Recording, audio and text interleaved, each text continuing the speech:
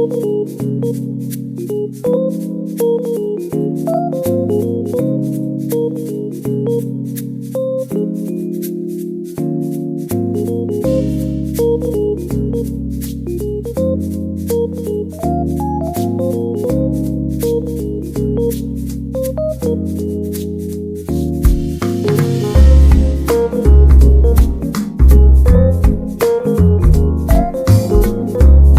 if you have any questions, prepare them.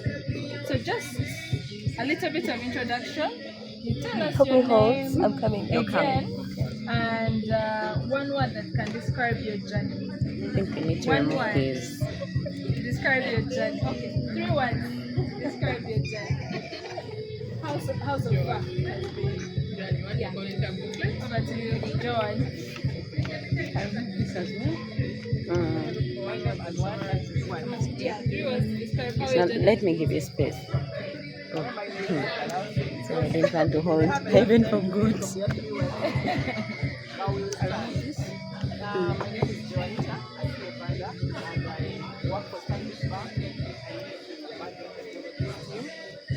How has my tech journey been? 3 words. 1, I would say exciting. 2, discovering. And 3, impacting. I would say Thank you so much, George. Over to you, Diana. I think John has stolen my words, but once again, Diana Uganda is my name. I am the Chief Information Security Officer, Standish Bank Uganda. This journey, I know. At the end of the day, I love the word grit, which covers the next word, which is resilience, and growth. It has really grown me. stole my words. My name is Elizabeth. Let me just. I'm the GRC IT manager in Juba, Uganda. 3 words that describe my journey: determination, discipline, and passion. Hi ladies, my name is Barbara Wawir. Information Security Officer at Standish Bank. 3 words from everybody: adaptive, resilient, and dynamic. Thank you. Thank you very much. I hope we are picking words as the, you know, when they say where I am is where you're coming. Some of them where they are is where you probably are in your own way or one way or another. So I'm going to ask Elizabeth, when people hear that you work in the field you're working in, what's the funniest reaction, almost surprising reaction you've ever got? Let me put it this way, and I'll give a bit of a background to where I started and then how I ended up in IT. So I'm those people who always say I did LD in A-level. So I did history, economics, literature, divinity. And then the question becomes, how did you get into IT? So I have always been passionate about IT. I've always been passionate about computers and just the curiosity of wanting to know more about these devices that we say we use. How do we protect them? How do we use them?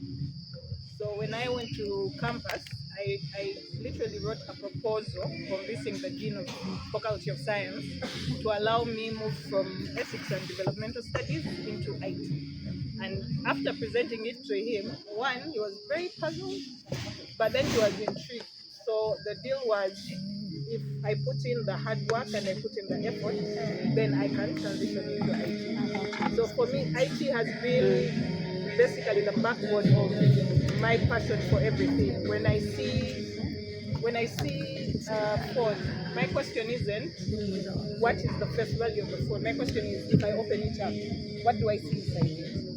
What do I push? What do I pick take out of it to see that I can break it and make it or put it back together. Yeah. So for me, it's more of basically, like I said, passion and drive.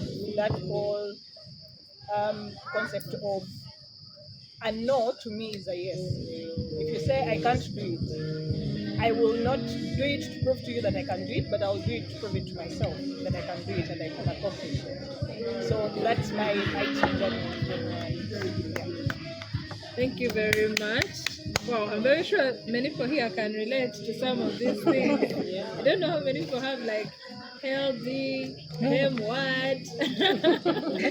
Yeah, and some people, yeah. So very many people have different starting points, and it's good to get to know that it can keep growing, changing. I would like to go to Barbara.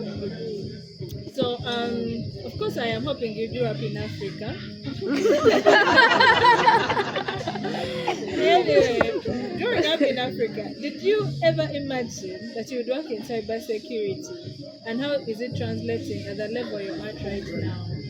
When you look back at the girl you were and now who you are now, how do you translate that to her right now?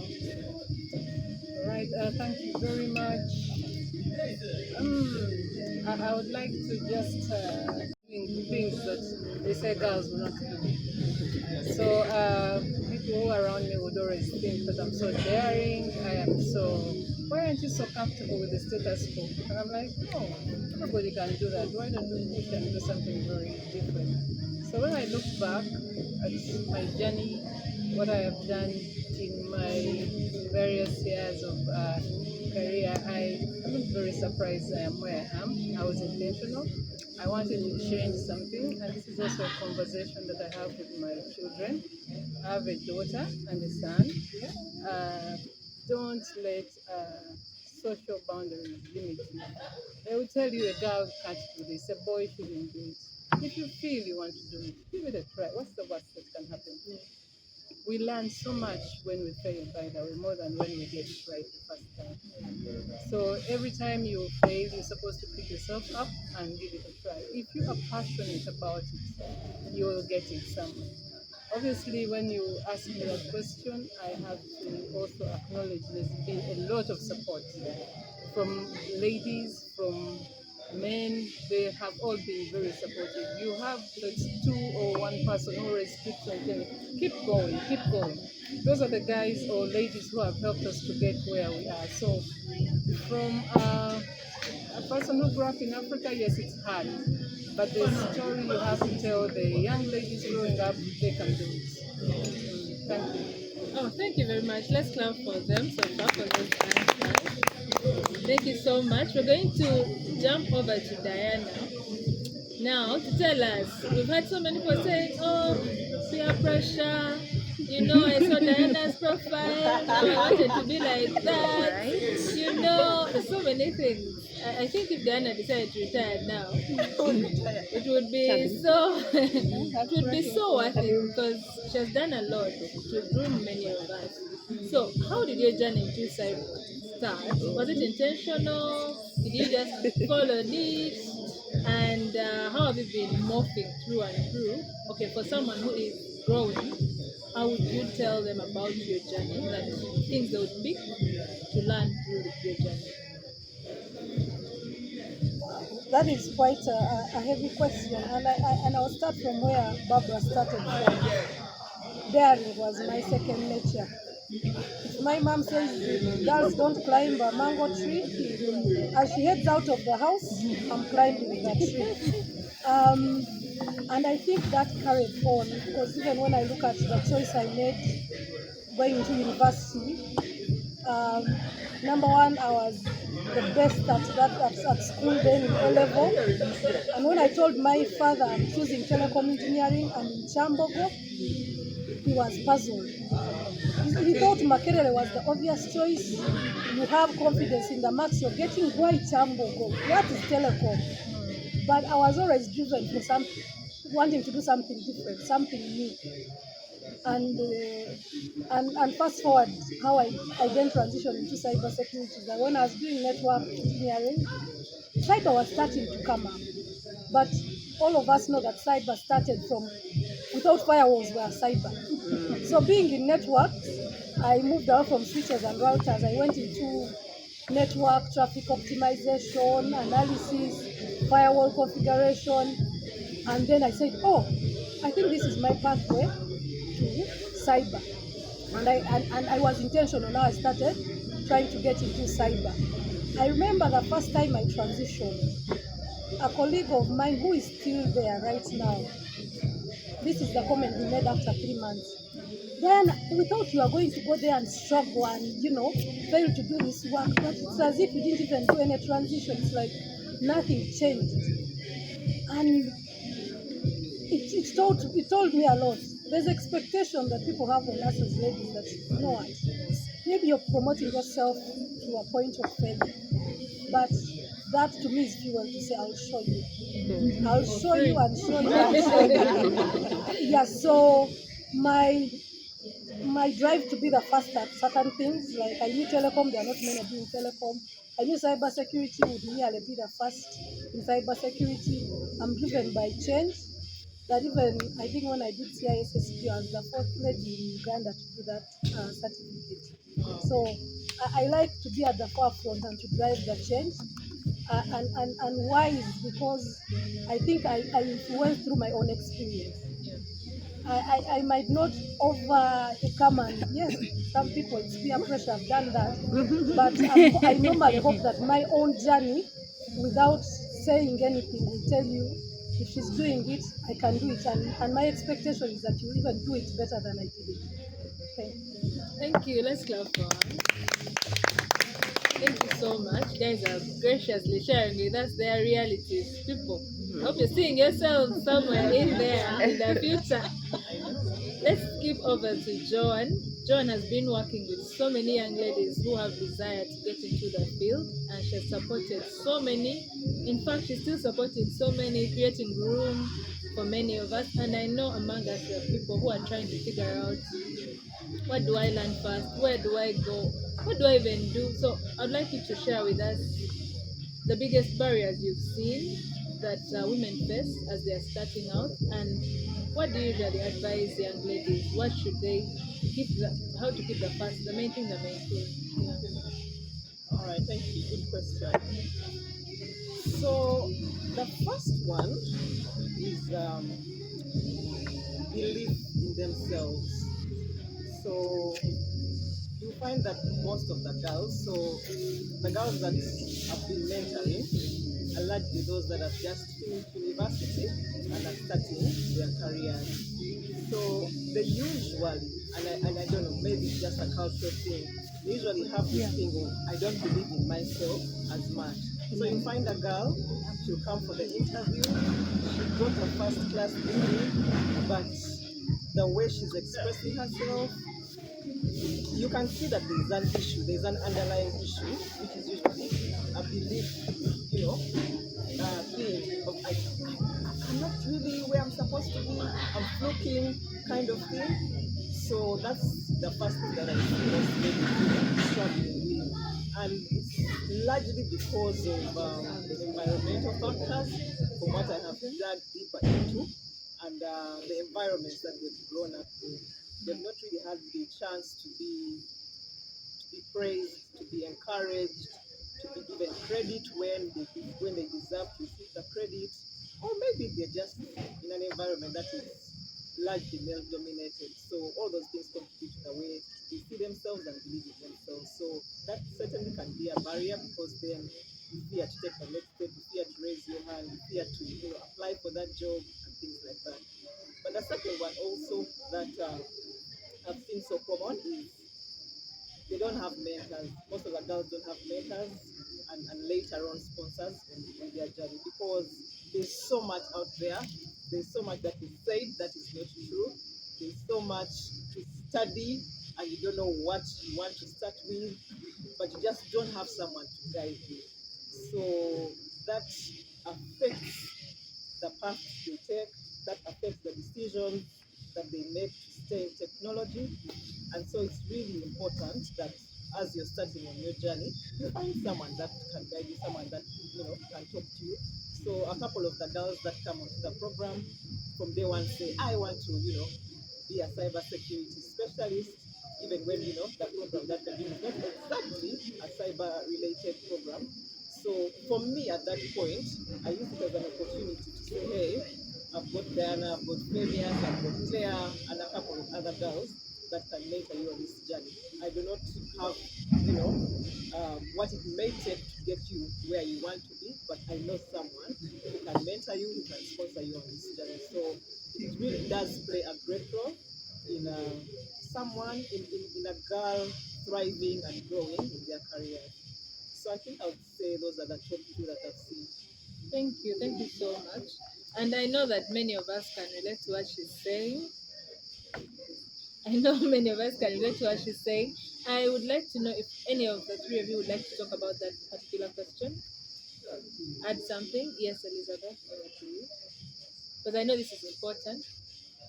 One of the things I have noticed is, as women, we're scared to ask questions because we think, what if I ask this question and someone says no, and then how dare you ask such a question? But I have a mentor who always says there's no question in this world that is stupid.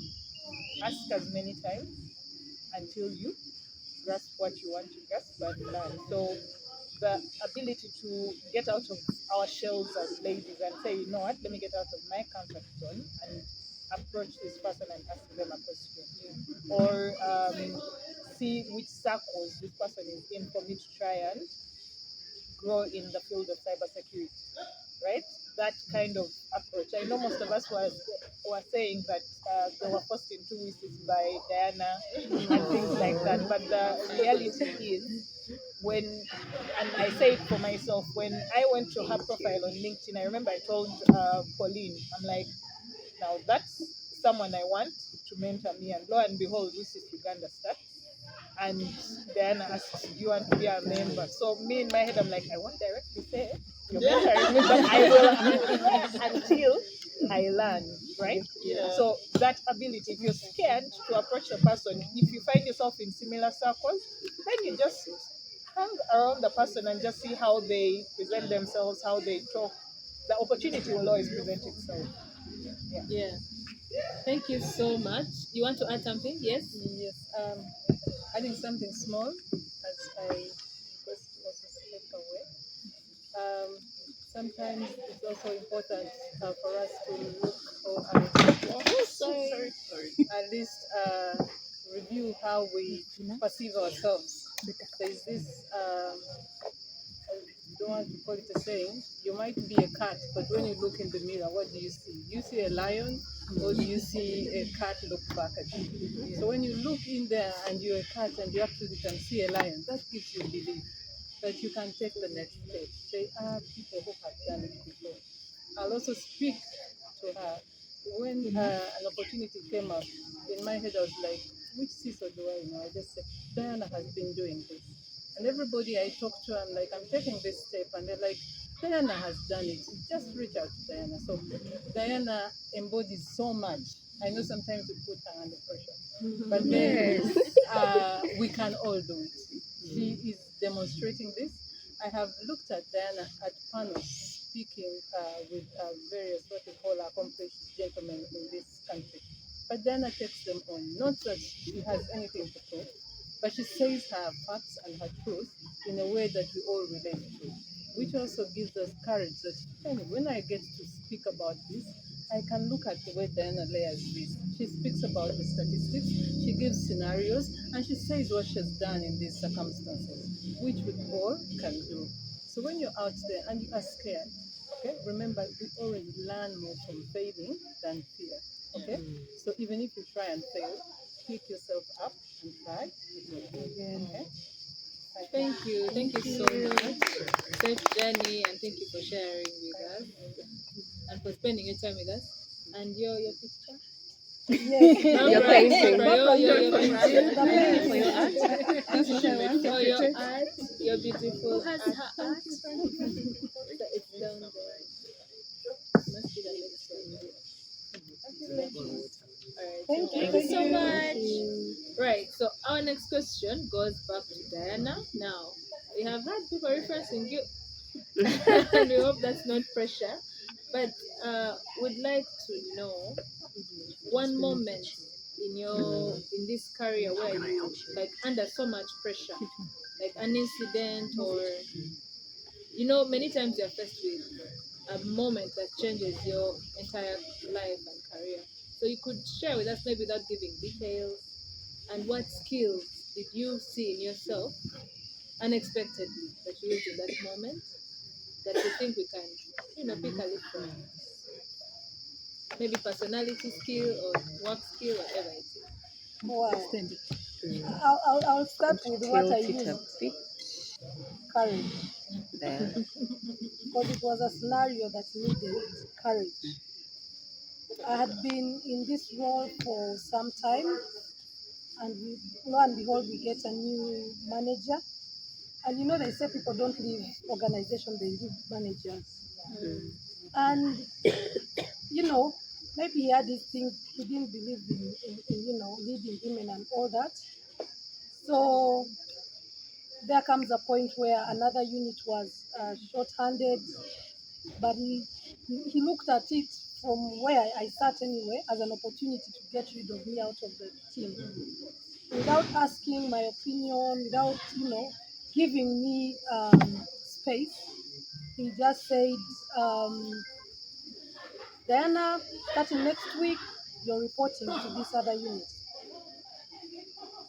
And I was like, what? And they sent it on email.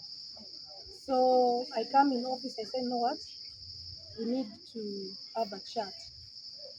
We entered that room, and this is where courage came from. Because I'd been observing, um, and but I left home with the courage to say, I don't know whether I'm staying with this job or I'm losing it, but I'm going to speak my truth. So I said, I just want one answer, yes or no, and depending on that answer, this conversation will proceed. So I said, you have a challenge leading women. You see, I said, no, no, no, no. I just want a yes or no, understand. He said yes, and I said the conversation is over. But then I went to the head of IT and said, this is what is happening. They haven't given me a chance to make a choice. They haven't asked me what my career aspirations are. And so the head of IT was like, no, this was supposed to be volunteer. They were supposed to go back and ask people who want to move. And if you're not ready to move, it is okay. So I stay in that role, but I'm staying there with that over my head. And that's when I made the decision that if I don't take my own career in my own hands and make my own decisions and moves, someone else is going to make a decision for me. And I'm telling you, that's the time I left networks into cybersecurity. And looking back, I say, thank God that moment happened. Us who are believers, we wonder why certain things come in our lives, but some of them are redirections of where we're supposed to be. So much as I was bitter in that moment, every time I look back, I thank God that I went through that. One gave me courage, it gave me my voice, but it got me into cybersecurity, which is now the passion of my life. Thank you so much. So, well, we know that many people have such moments, but courage, as you said, isn't something that you see ahead. I think you see it from looking back and realizing, wow, I did that. So I'd like to ask, and again, these are my last questions. I would invite the ladies, if you have questions, please prepare them. I'm going to ask Joanne, my last question to Joanne, and I think my last question to her, then back to Diana, the last question.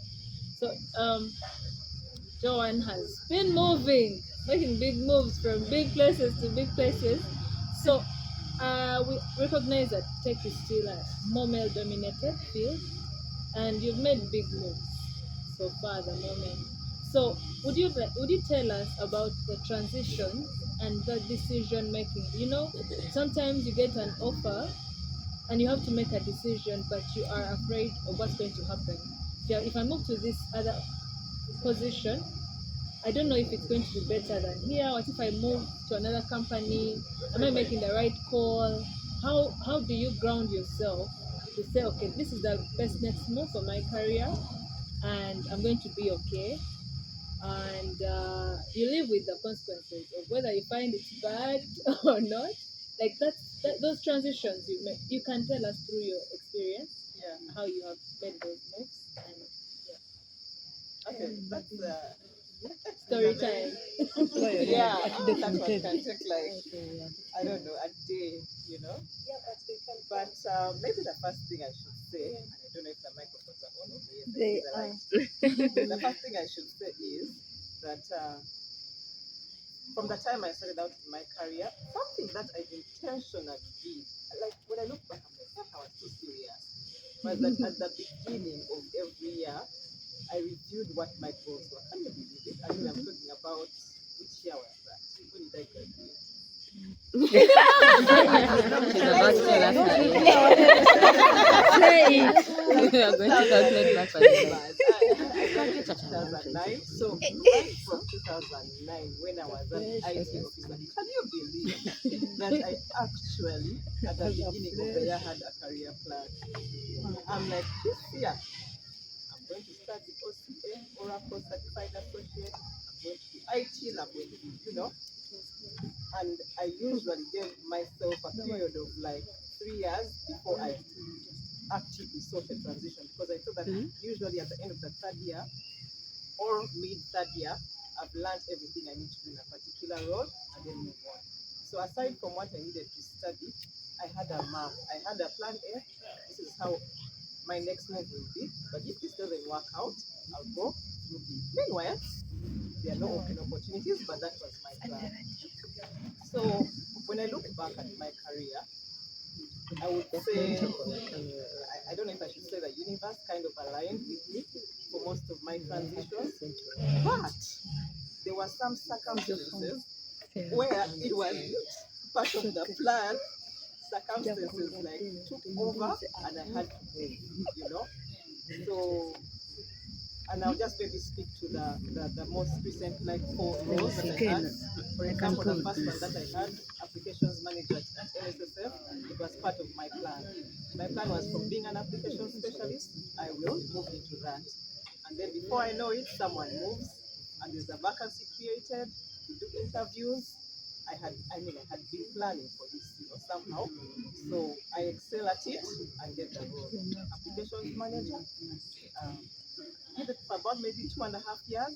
And then now, the funny part, okay, I shouldn't call it funny because I had planned anyway. When I was applications manager, I said, okay, I think my next transition should either be an IT projects manager or a head of IT in a small bank. I wrote clearly, on a rough piece of paper, nothing organized.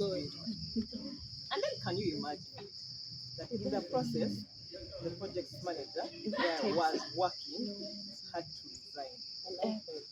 And imagine I had talked to my boss and showed him my career plan. And then the guy comes and tells me how the project manager has resigned and it's time for me to take on the role. And at that time, we're doing like a core IT project move from one, core system to another. And it was overwhelming because we're talking about, over 10 systems that had to be migrated into one system. So the project was so overwhelming. So, to be honest with you ladies, at that point, I feared. I pretended like as if I had never told my boss that I wanted to become an IT project manager because I knew that the challenge ahead of me was a really big one, really big one. Please, I was reminded how I had told them I wanted to become an IT project manager, and the rest was history. I had to move in, step in with all the fear, with all the doubt that I had in myself at the time, and move on to that role.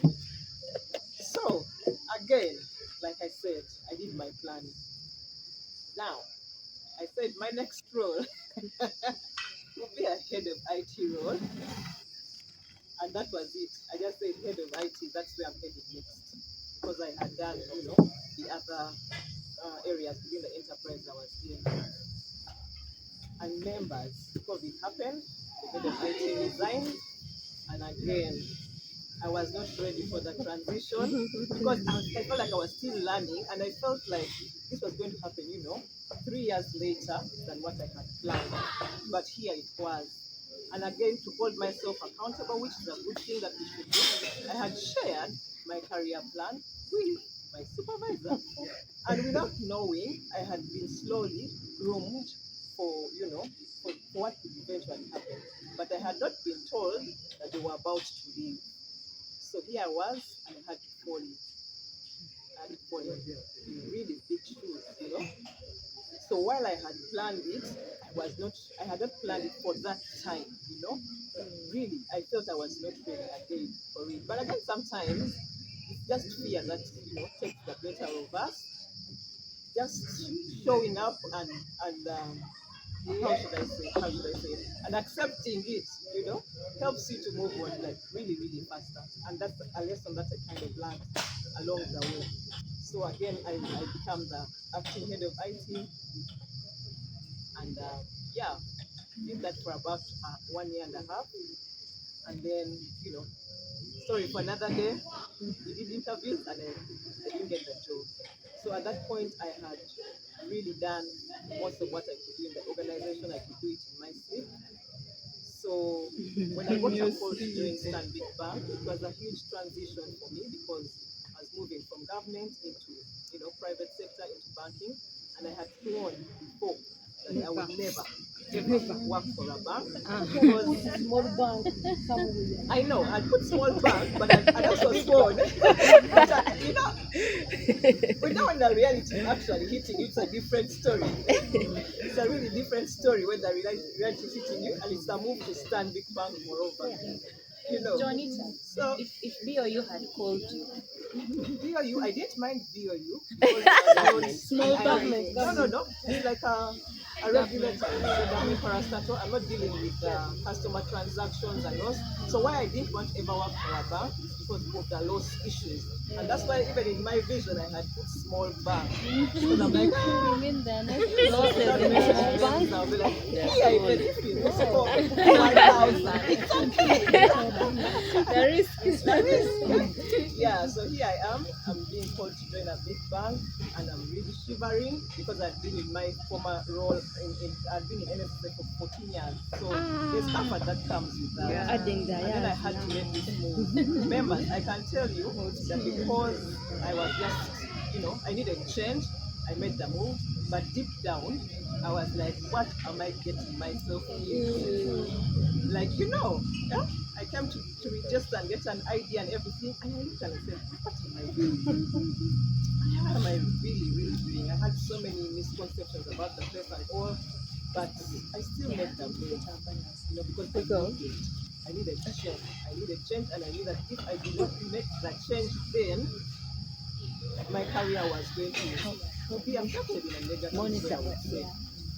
So anyway, I made the move to Stanbic, and I can tell you that I have not regretted. Like, I have grown in ways I didn't expect, bigger enterprise, bigger responsibilities. I will not lie to you. Yeah, there's sleepless nights and many sleepless nights, but the joy and the satisfaction that comes out of it. The challenges have been many years. For the period I have been in the bank, I have moved like bureaus. Like I told you, Spemi, if I'm talking about transition, it's a long. I need like 1 hour to just talk about transition. The last one. Especially the last one, yeah. But in the interest of time, I'll say that yes, you may plan certain things, but be ready to take a detour. But when the detour comes, be positive, number one, about it, assess it correctly, and also don't settle for less. Like, wait, but don't settle for less. If something is not working, yeah, like Diana said, check out the next other opportunity because they're always there. But just be ready to be in situations where what you have not planned is what actually comes your way. So yeah, that's the summarized version, like really summarized version. Thank you. Thank you. I want to add, give her one word out of the story. What kept resonating is do it afraid. Yes, Yeah. yes, yes, yes. Thank you so much, Joe. I told you this was going to be intimate, serious, but not too serious. I know, right? But now we are in So, darkness. so we are coming to the end of the end, the beginning of the end, and I'd like to jump to Engineer Elizabeth. Would you tell us and take you probably first some stereotypes? Did you ever make a mistake that taught you so many things, especially about your identity as a woman in tech, and how that translated or how that has changed your career and your perception about yourself? For a change.